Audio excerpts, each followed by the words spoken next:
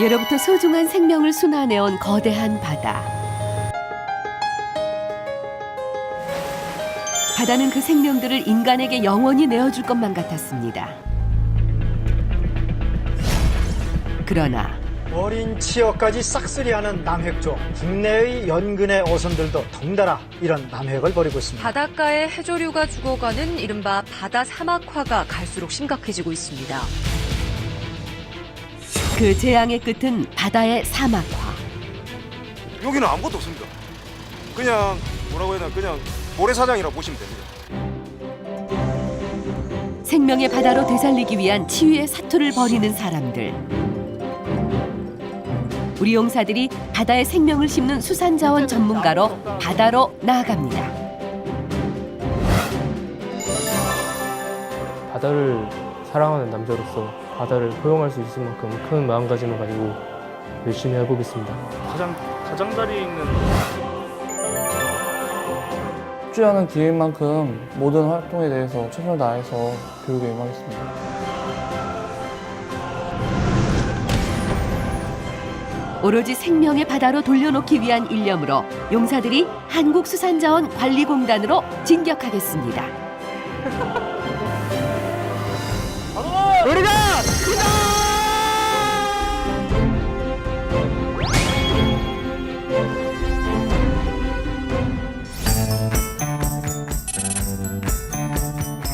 바다 오니까 너무 좋다, 진짜. 예전에 누구랑 온 적 있으십니까? 아니, 나는 한 번도 온 적이 없어. 공군의 김병장과 육군의 한상병이 지금 막 남해 바다에 도착했습니다. 바다 한번 만지고 싶다. 저거 뭔지 아십니까? 그거 아십니까? 뭔데? 바다 요즘에 오염이 자꾸 돼가지고 어획량이 계속 줄어가지고 급양에서 나오는 고등어 수살튀김이 다 노르웨이산이랍니다. 아, 국내산이 아니고? 네. 아, 다 그럼 노르웨이산이랍니다. 그래서 국산으로 들어오는 게 거의 없답니다. 젊은 군인 친구들 여기 육장 내리고. 저희 지금 어획량이 계속 줄고 있다고 해가지고 네. 그 실태 같은 거를 좀 보러 왔습니다. 보러 왔다고. 네. 예. 지가 어때 무슨 뭐 지가 끼고? 딱히 뭐 예, 결정을 아직 하고 있구나. 없었는데. 그럼 네. 우리 배가 있다 우리 같이 한번 가볼래? 그래 할래? 저희가 영광입니다. 네. 멀미 안 하나? 이겨내겠습니다, 멀미를. 따라해. 거의 모든 것이 국산이지만 용사들도 생선만큼은 주로 수입품을 먹는 현실에서 이번 체험은 정말 특별한 의미가 있겠군요.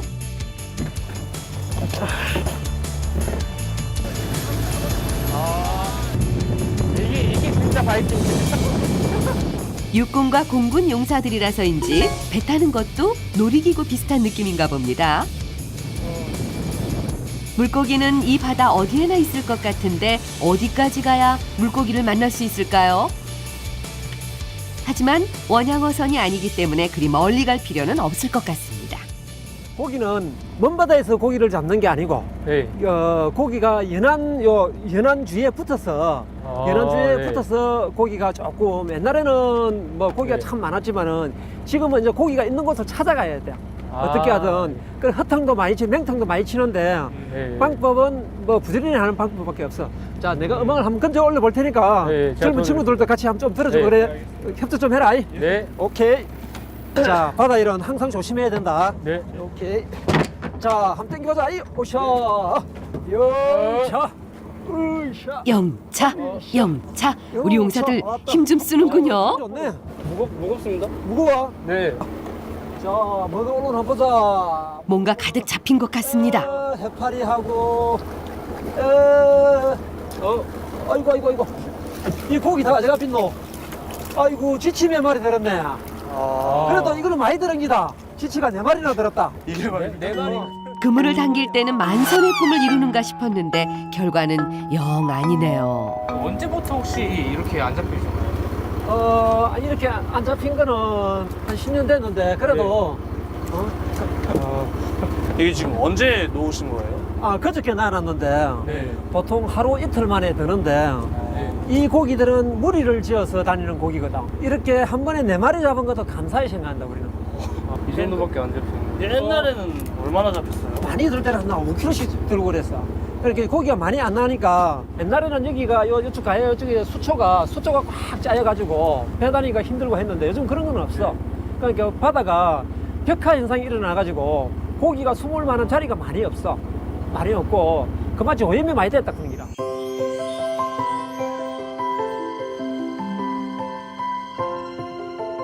너무 고기가 이렇게 안 나니까 옛날에는 우리 마을의 어촌에 그 반어부, 반농 반어부였는데 이제 어부들은 뭐 이제 10손가락 안에 듭니다. 이거 생업으로 하시는 분들인데 4마리면 아예 그러니까 아무것도 못 내지. 기름값도 못 내겠어 이러고. 나오는 게 더 그러니까. 손은 네. 완전히 가죽이다, 가죽. 야, 여기, 아이고, 여기는 2마리 들었네.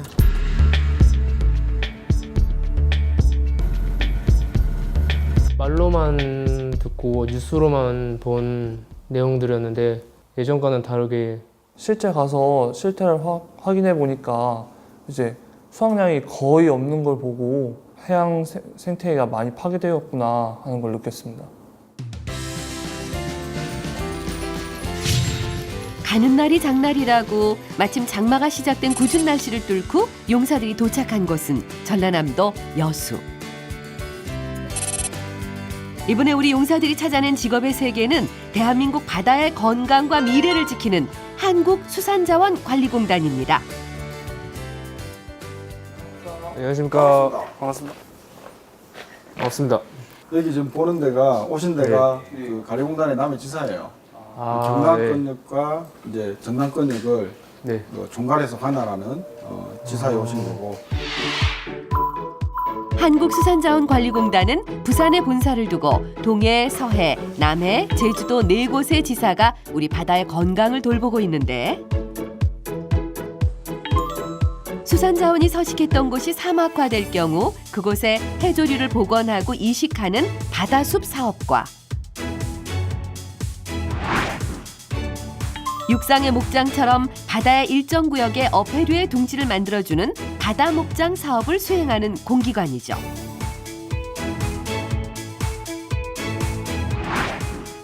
그 밖에도 치어, 즉 어린 물고기를 대량 방류해서 풍요로운 어족 자원을 유지하는 일을 하고 있는데요.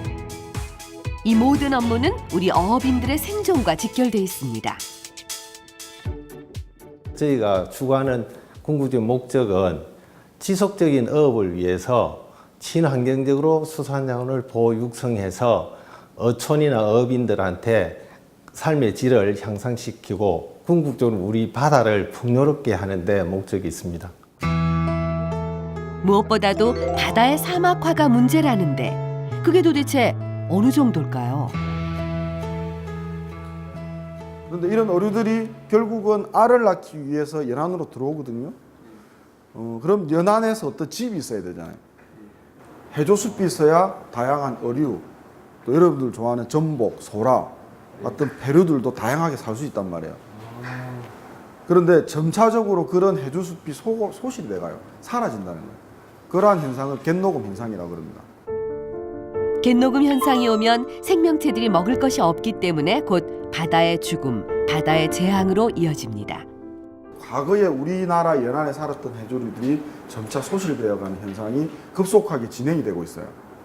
그게 1년에 약 1200헥타. 여의도 면적이 약 290헥타 정도 되니까 여의도 면적의 몇 배가 우리나라 갯녹음이 발생을 하는 거죠. 이처럼 우리 연안의 사막화 진행이 매섭게 늘어가고 있는 상황. 이를 대비해 지난 2013년 우리나라는 세계 최초로 바다 식목일을 법정 기념일로 제정했습니다.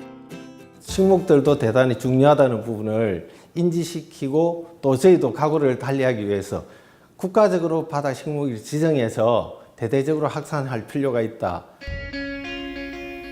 식목일에만 나무를 심는 게 아닌 것처럼 바다 식목도 마찬가지겠죠? 우리 용사들은 궂은 날씨지만 바다 식목 행사를 진행하려고 합니다.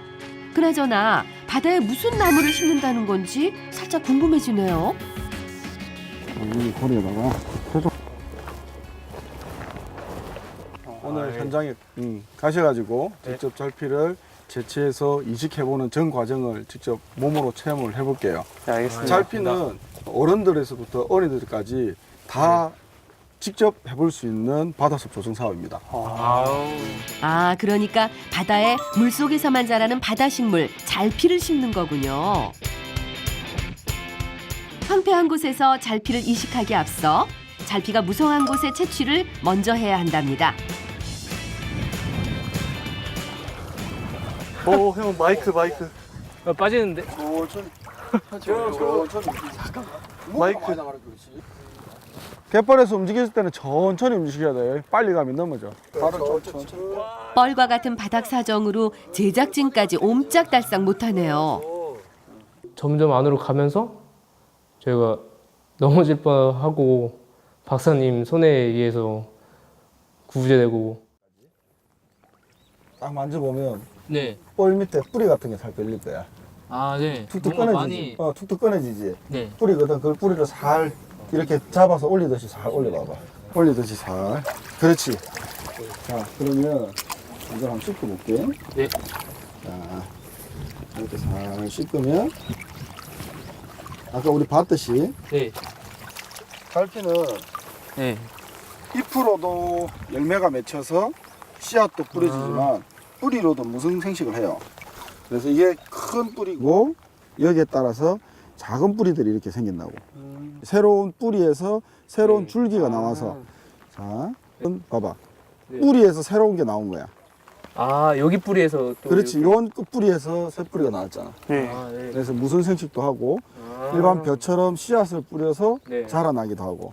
그래서 잘피를 이식할 때는 네. 최소한 이 뿌리가 10cm에서 15cm 정도는 유지를 해줘야 다른 곳에 옮기더라도 건강하게 자랄 수가 있다고. 근데 박사님, 바다에 왜 그걸 심는 거예요? 그런데 이 잘피가 왜 중요하냐면 네. 환경의 조절 역할도 하지만 네. 이 잘피가 있는 곳에는 자 보니까 빽빽하죠. 네, 많이 있습니다.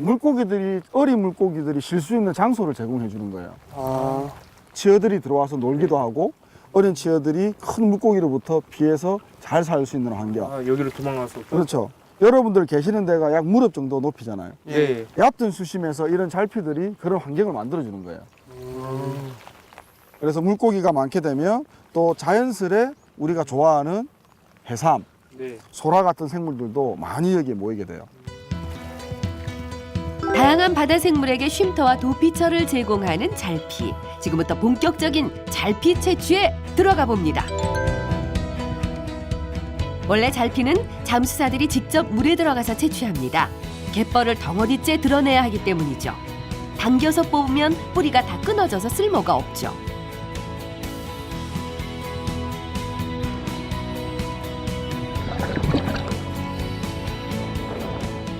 그렇게 채취한 잘피는 곧바로 세척 작업을 거쳐서 당일 채취한 잘피는 무조건 당일 이식 장소로 옮겨야 합니다. 그래서 공단의 요원들은 야간에도 자주 근무를 하고 있답니다. 잘피는 바닷속 필요한 곳에 적절하게 이식되는 과정을 거칩니다. 채취 과정처럼 잠수부가 직접 들어가 일일이 수작업으로 이식해야 합니다. 어머, 보세요. 논에 뭐 심은 것 같죠? 이렇게 오와 열을 정확히 맞춰 심어야 잘피가 주위로 씨를 뿌려 무성해지죠. 힘들게 채취해온 잘피 박수 한번 칩시다. 고생하셨어요. 자, 빠지 있는 거 있죠? 당연한 말이겠지만 잘피 이식은 물이 빠진 갯벌에서는 수월하게 할 수 있습니다. 조금 더 돌려서. 자, 호미를 가지고 지금 물이 들어오니까 약 한 20cm 정도 판다 생각해봐요. 치사 한번 꽂아볼까요? 고정이 될 수 있게끔 이렇게 고리를 눌러서요. 눌러봐요, 살짝. 뿌리 상하지 않게 적당한 힘으로 좀 더. 응. 그렇죠. 흙을 덮어요, 다시. 이런 식으로 덮습니다.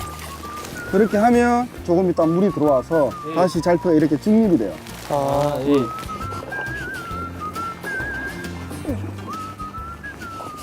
오늘 이식했던 것처럼 아무것도 없는 곳에 이제 이식을 한 거죠. 하지만 이 환경은 사전에 정밀한 조사를 통해서 이식했 잘피가 잘 살 수 있는지 없는지를 먼저 분석을 했습니다. 그 분석한 결과를 토대로 이식을 하게 됐고, 그러면 이식했던 해조류가 자라게 되면 자연설의 어류 또는 우리가 유익하게 이용하는 유용 수산물들이 모이게 되죠. 그러면 알을 낳게 되고 어린 생물들이 잘 자라게 되고, 잘 자란 치어들은 다시 먼바다로 돌아가서 우리한테 귀중한 수산물로서 다시 돌아오게 됩니다. 자, 뿌리를 살짝 밑으로 놓고 첫살을 요렇게 끼는 거예요. 일자로 손 쪽으로. 아주 작은 노동이었지만 잘피들이 잘 자라서 훗날 거대한 바닷속 정글로 변하면 좋겠네요. 썰물 때에는 이런 갯벌 같은 연안에서도 해초류를 이식하는 걸로도 물고기에게 산란지를 만들어줄 수 있다는 거에서 저희 같은 사람들도 도움이 될 수 있다는 게 조금 기뻤습니다.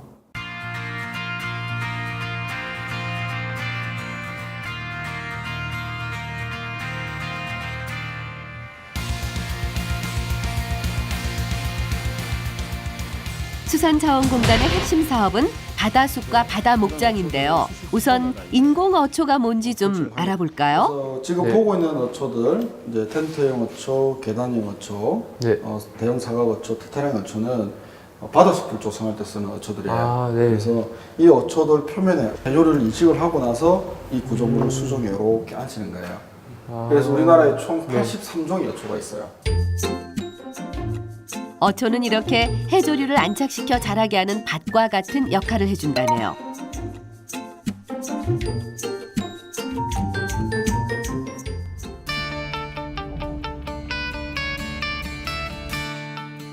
다음 날 아침 일찍 용사들이 도착한 곳은 거제도 앞바다. 오늘 이곳에서 큰 공사가 벌어진다고 합니다. 네, 오늘 우리 한국수산자원관리공단 수산자원 조성 사업과 바다숲 조성 사업을 하고 있는데, 오늘은 여러분이 체험하게 될 곳은 바다숲 조성 사업의 해중림초를 설치하는 현장에 왔습니다. 오늘 해상 날씨는 굉장히 하늘에 구름은 껴 있지만 굉장히 좋은 상태입니다. 여러분들이 현장 체험하는데 아주 좋은 조건이 될 것 같습니다. 네, 그럼 알겠습니다. 현장으로 이동하겠습니다. 네. 여기 이 배에 타고.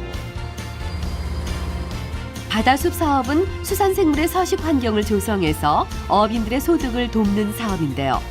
실제로 바다목장 조성으로 수산 자원량이 전년 대비 1.7배, 유용 생물량은 2.5배 증가했다고 합니다. 오늘 우리 용사들의 두 어깨에 어민들의 생활도 걸려 있는 거네요.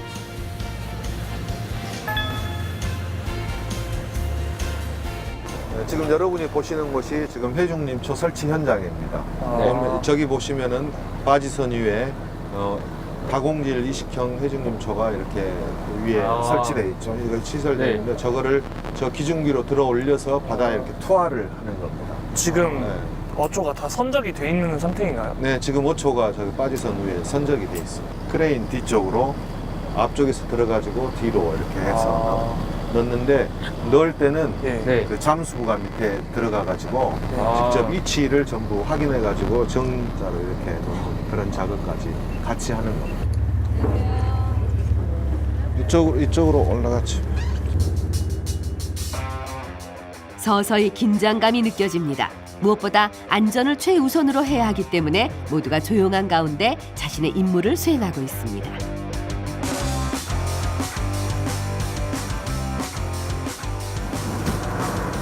지금 저 자리 잡고 날씨 영향도 많이 받고, 그리고 일이 진행되는 상황이 바다 해상에서 이루어지기 때문에 어려운 점들이 많이 있지만, 저희 한국수산자원관리공단 직원들이 열과 성의를 다해서 우리나라 바다를 살리기 위해서 바다숲을 열심히 조성을 하고 있습니다. 인공 어초 설치 작업은 바닷속을 면밀히 조사한 결과치로 그 위치가 정해집니다. 여기까지 올라온 이유가 요 보시면 여기 구조가 십자주름초라고 되어 있는 어초가 이런 방향으로 설치가 되어 있어요. 아, 네. 보시면 저기 윤들도라고 하는 섬이거든요. 네. 요 섬인데 물리력이나 이런 거는 어떻게 감안해서 어초를 설치하는가 얘기 말씀을 드리면, 요 섬을 중심으로 이쪽이 만 입구예요. 근데 구조라 쪽을 먼저 막고, 그리고 망치 쪽으로 파가 이동을 하고요. 그 망치 쪽에 부딪힌 파가 요 윤들도를 중앙으로 이렇게 이동을 해서 저 구조라 해수욕장 방향으로 넘어가는 그런 그 해류의 이동을 그리고 갖고 있습니다. 아 그러면 당구로 치면 3쿠션. 네, 일종의 그런 모양으로 생각을 네. 하시면 되는데 그래서 요 라인을 기준으로 정사각형 모양 그대로 배열을 해서 맨 마지막에는 6개씩 11줄을 배열을 하게 됩니다. 여기서 넘어오는 파가 정사각형이기 때문에 어느 모양으로 설치를 하더라도 네. 일부분은 파를 맞을 수밖에 없는 상태라서 네. 요 파에 대한 영향을 적게 받을 수 있는 방향으로 진행이 될 계획이에요. 어초 설치 작업의 모든 과정은 전문적인 영역이지만 우리 용사들은 참관하는 것만으로 많은 걸 배울 수 있죠. 어초 설치는 무엇보다도 정확한 위치 설정이 중요합니다. 잠수부는 바로 그 과정에서 임무를 수행하게 되죠. 해저에서 이루어지기 때문에 한번 잘못 설치되면 어초에 이식될 해조류가 거센 파도에 휩쓸려 이탈되기 때문에 설계대로 자리 잡는 게 중요합니다. 잠시만. 드라기.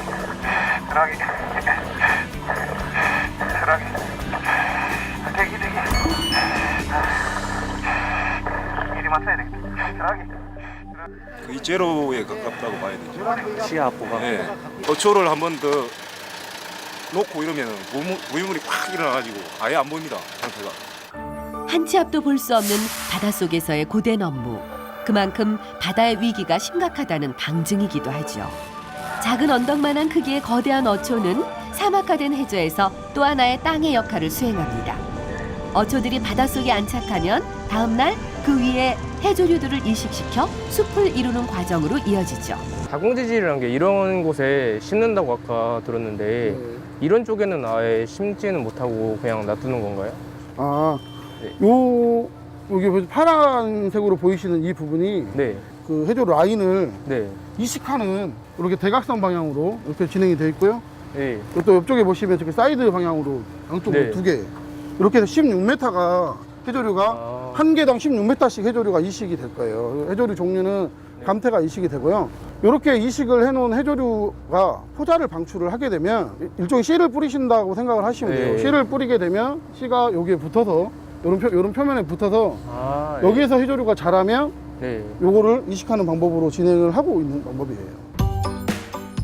어느새 준비된 어초들이 어느 정도 바다에 입수됐습니다. 뭔가 상의 중인데.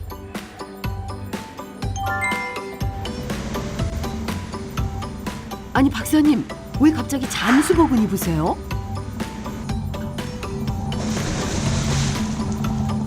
결국 바닷속으로 풍덩 들어가십니다. 무슨 일일까요? 좀 전에 작업자가 바닷속에 놓고 나온 핸드폰이라도 가지러 가시는 걸까요? 아, 해저에 자리 잡은 어초들을 확인차 들어가셨네요. 아무리 보이지 않는 바다지만 어초들은 이렇게 가지런히 열을 맞춰 놓여져야 바다숲으로 역할을 하게 됩니다. 그러니까 어초 설치 설계도대로 놓였는지를 직접 확인하는 과정인 거죠.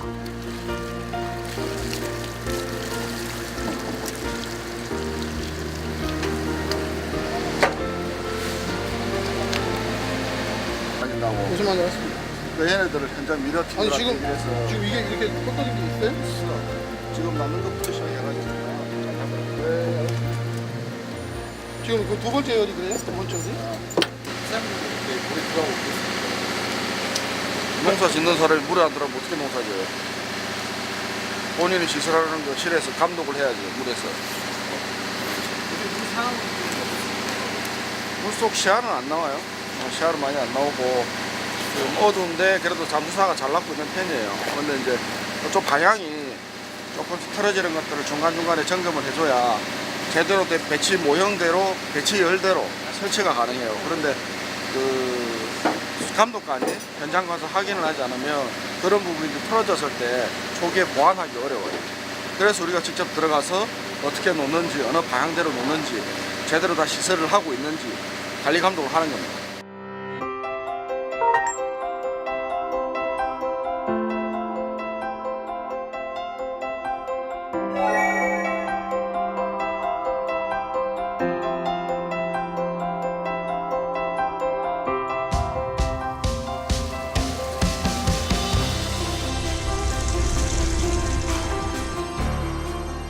하루는 길었지만 그 박사님과 함께 일을 배우고 어떻게 관리 감독하시는지 배우고 그리고 어초에 관해서도 어떻게 바다를 건강하게 만들어 가시는지 배우는 좋은 시간이 되었습니다.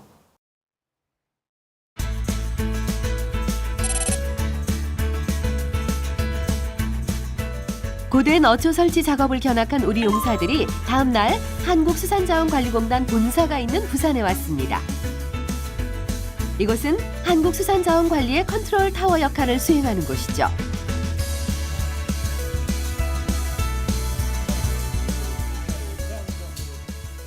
여기 이제 본사는 전체적인 업무 관리하고 기획하는 업무를 하고 실질적인 사업 집행이나 이런 업무는 동해, 서해, 남해, 제주도에 지사가 있기 때문에 거기 그 바다 수비라든가 그 자원을 이렇게 늘려서 어업인들 소득을 높이는 그런 일을 합니다. 바다 좋아해요? 근데? 네, 수영할 줄 알았어요? 네, 수영할 줄 대부분 바다의 그 수산생물 자원을 관리하고 이렇게 증강시키는 일을 하기 때문에 바다를 좀 좋아해야 돼요. 혹시 이사장님이 생각하시기에 이런 인재가 들어왔으면 좋겠다 하는 인재상 같은 게 있으십니까?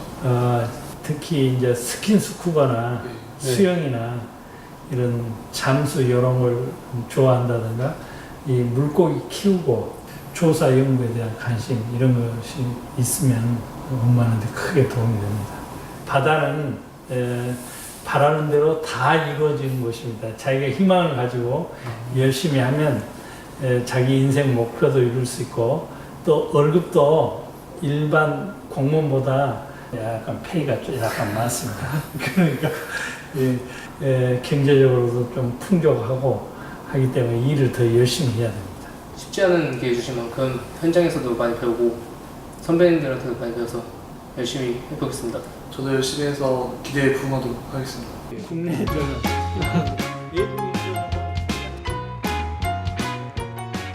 이곳 본사에서도 용사들이 배울 수 있는 중요한 업무가 있다는데요. 마침 바로 어제 입사한 푸릇한 신입사원 두 분이 오리엔테이션 중인데 우리 용사들도 함께하기로 합니다. 자, 여러분도 함께 공부 시작해 볼까요?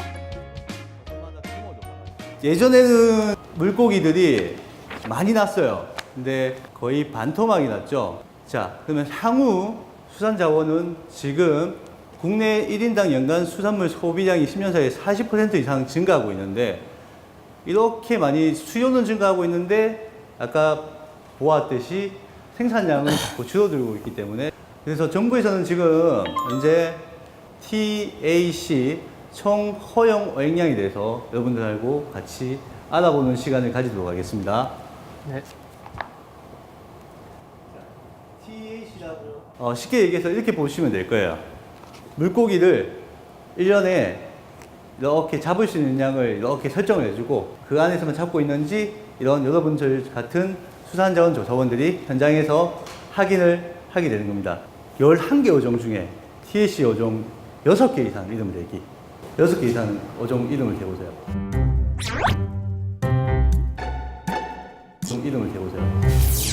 고등어, 전갱이, 오징어, 붉은 대게, 대게, 소라, 옆에 있는 친구는 참홍어, 키조개, 도루묵,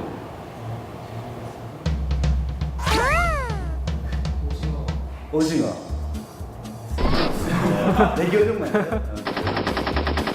이 친구는 눈빛이 살아있는 게 준비를 많이 한 것 같아요. 자, 네. 11개 어종 중에 6개 이상 어종 이름 대기. 네. 대게, 붉은 대게, 개조개, 키조개, 오징어, 고등어, 전갱이, 도루묵, 그리고 제주 소라, 나머지 두 개 어종만 더 가자. 참홍어, 잘했습니다. 잘했어요. 꽃게. 잘한 친구한테 박수 한번 주세요. 감사합니다. 넌 나중에 우리 회사 꼭 지원해야겠다. 잘하는구나. 자, 다시 한 번 더 확인을 해요.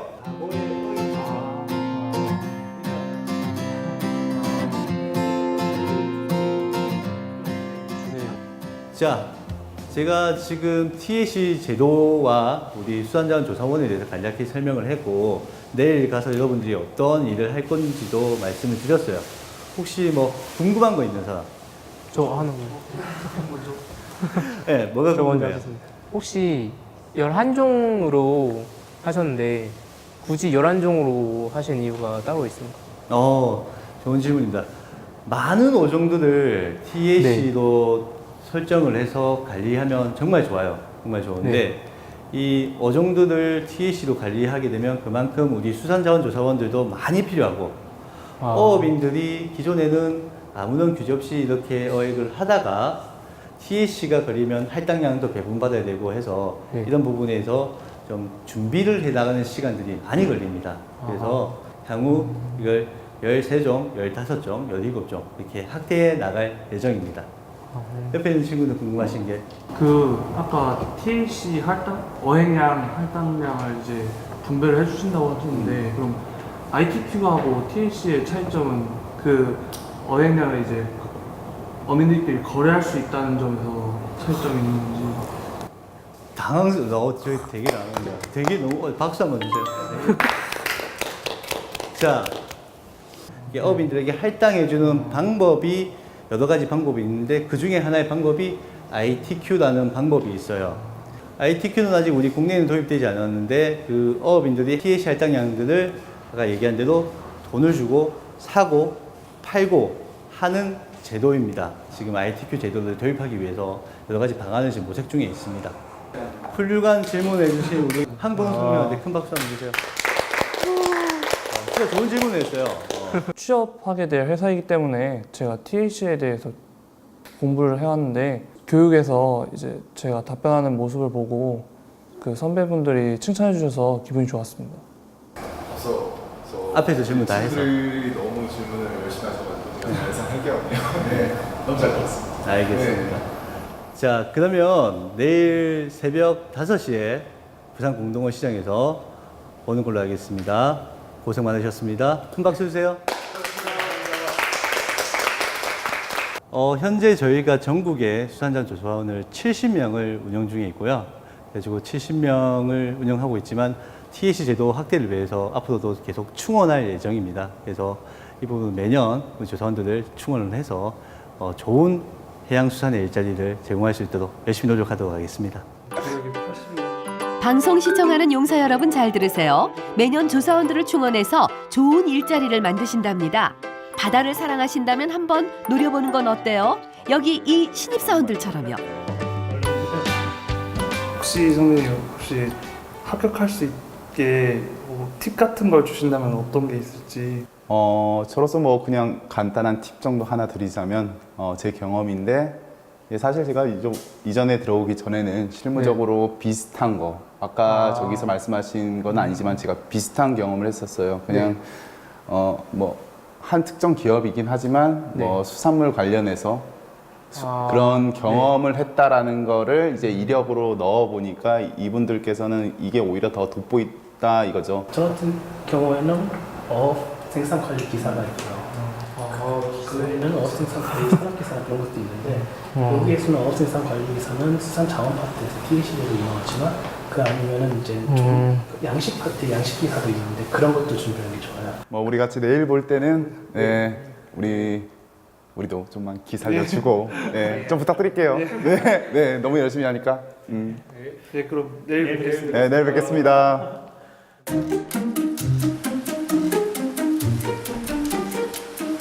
안녕하세요. 일찍 일어났네. 네.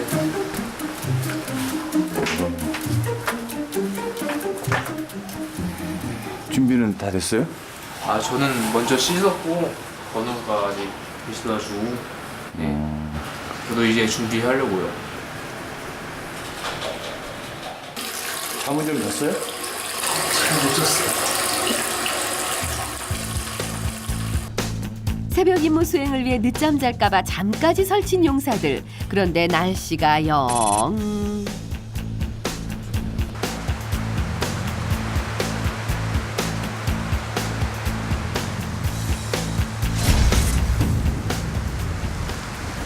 장마 시작부터 물폭탄이 쏟아지고 있습니다. 내일 새벽쯤에는 태풍이 제주 서귀포 남쪽 120km 부근까지 북상하면서 먼바다를 중심으로 물결이 매우 높게 일겠습니다.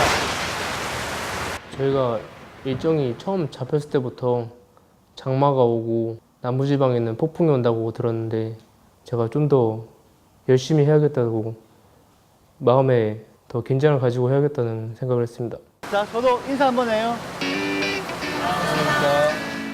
이분들이 바로 TAC 업무의 핵심 요원인 수산자원 조사원들. 잠을 못 잔 것 같은데 너무 일찍 나와서 어제 우리가 이론으로 배웠던 것들을 오늘 이곳에서 실습을 해볼 거예요. 오늘 좀 날씨가 안 좋아서 그런지 위판이 많이 안 됐어요. 이곳에서 어획된 수산물들을 만지려면 반드시 수산자원조사원이 되어야 되는데 근데 우리 두 명은 아직 수산자원조사원이 아니기 때문에 우리 한건우 씨하고 김동우 씨를 1일 수산자원조사원으로 임명을 하려고 합니다. 이쪽 길 입으면 오늘부터 1일 수산자원조사원이 되는 겁니다.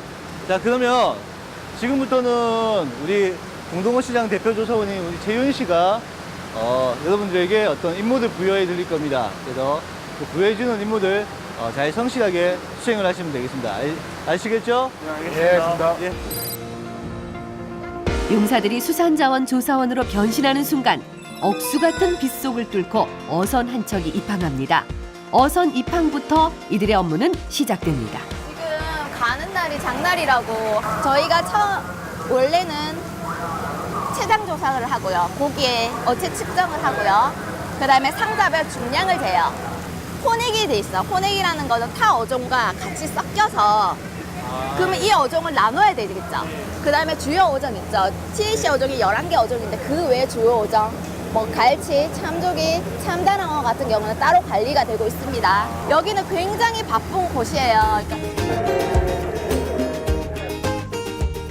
늘 화면과 사진에서만 보던 바로 그 장면이네요. 엄청난 물고기가 잡혀왔습니다.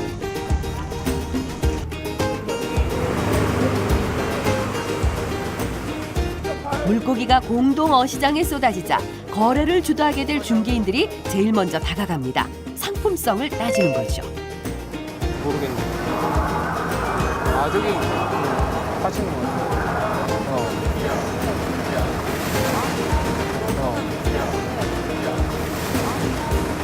소수점 차트짜리까지 누르시면 돼요. 31.2입니다. 동시에 용사들을 포함한 수산자원 조사원들의 업무도 시작됩니다. 이 업무는 물고기의 크기와 종류를 구분해내는 게 핵심. 그럼 여기 치수를 재서 아예 평균값으로 한 다음에 하는 건가요? 아니요, 요거를 데이터를 만드는 거예요. 아, 네, 이거를 네, 표본 그다음에 형식으로 해서. 그래야지 얘네들의 네. 생태를 알 수 있고 재상에 아. 대해서 네. 얘네들 나이며 아. 환경을 알 수 있어요. 중개인들의 도매 거래가 시작되고 알아들을 수 없는 말로 중개인들이 거래하는 동안 수산자원 조사원들의 업무는 계속됩니다. 우선 조사 대상 샘플을 골라야 합니다. 처음으로 일단 조금 골라내요. 뽑아낸 다음에 요 선에서 이제 비율을 정하면 돼요. TAC 조사는 어획한 모든 물고기를 조사할 수는 없으니까 일정한 양을 따로 떼어내 그 안에서 어종과 크기를 구분해 조사하는 방식으로 이루어집니다. 같은 어종을 분류를 하시면 돼요. 정갱이, 고등어는 고등어 따로요. 자기가 몇 개를 샜는지 개체수를 세시면 돼요. 이런 과정을 거쳐서 잡아도 되는 물고기의 양과 잡아서는 안 되는 물고기 양을 구분해내는 거죠.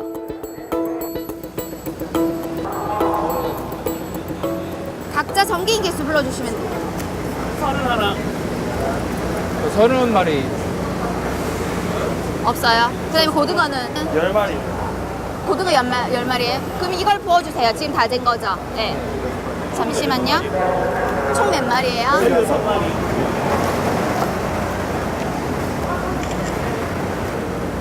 이렇게 되면은 랜덤으로 했기 때문에 여기에 대한 혼액 비율이 나와요. 그 외에 이제 이게 다 질 수는 없잖아요. 선상 같은 경우는 이렇게 조사를 해요.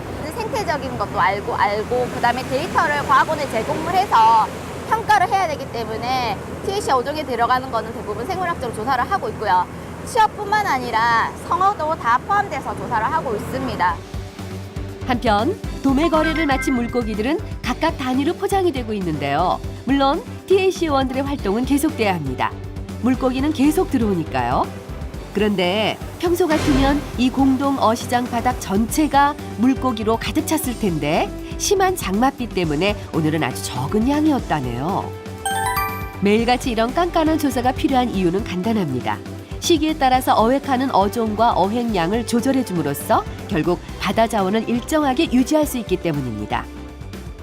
여기서 지켜봐야 될 것은 시간이 많이 걸립니다. 정리할 때 시간이 꽤 많이 걸리는데 그냥 보는 게 아니라 금지 기간에 금지 어종을 잡거나 갈치같이 갈치뿐만 아니라 여러 가지 어종이 있어요. 지금 못 잡고 있는 게 뭐냐면 참다랑어예요. 참다랑어가 할당량이 거의 다 차버렸어요. 근데 혼액이 어쩔 수 없이 어업의 특성상 혼액이 될 수밖에 없어요. 참다랑어는 TAC 어종이 아닌데도 아니요, 이거는 세계적으로 관리하는 어종이기 때문에 각자 쿼터량이 있어요. 관리 어종을 엄격하게 통제하기 위해 사진 촬영까지 동원됩니다. 그만큼 정확한 데이터와 근거를 남기기 위해서죠.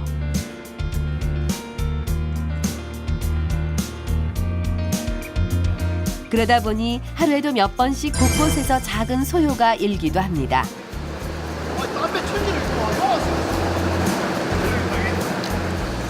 굉장히 심하죠. 근데 저희는 그럴 때 안 할 수는 없잖아요. 네. 물고기 한 마리라도 더 잡고 싶은 어업인과 잡더라도 엄격하게 구분해서 잡도록 해야 하는 요원들. 이런 적당한 긴장이 세상을 질서 있게 유지해가는지도 모르죠. 오늘 와보니까 쉬운 일은 아닌 거라는 걸 많이 느꼈고요. 아무래도 이제 제주라든지 부산이라든지 그 실상 이제 들어가 보면 상황 많이 다를 거니까 그 실무에 맞게 제가 익혀 나가야겠죠. 네. 열심히 해야 될 것 같습니다. 네.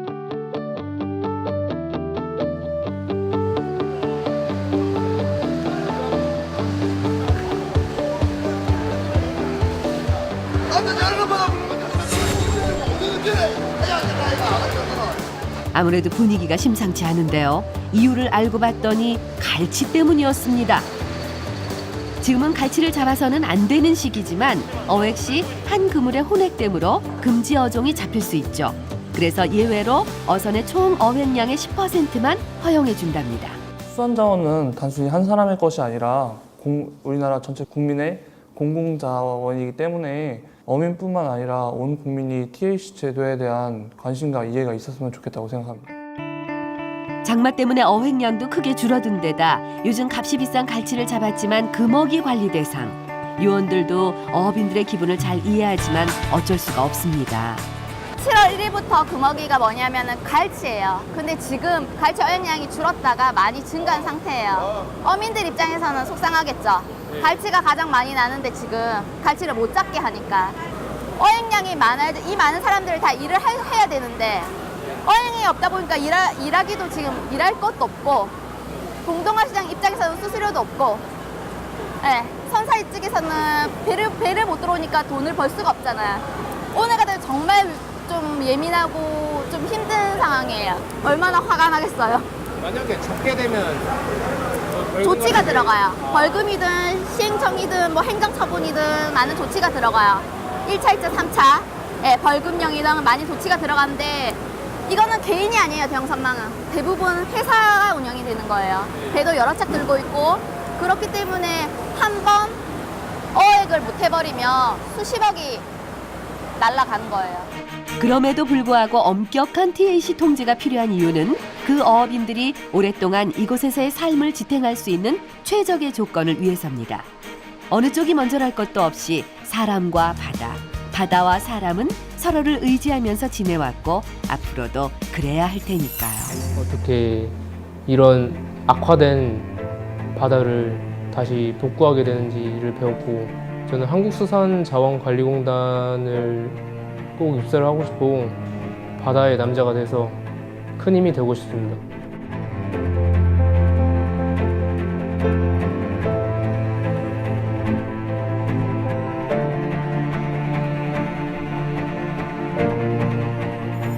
실무 현장을 직접 뛰고 배우면서 이 일을 좀 더 하고 싶다는 생각을 가지게 되었습니다. 꼭 이 회사에 입사해서 우리 바다, 우리 해양 자원을 꼭 제 손으로 지켜내도록 하겠습니다.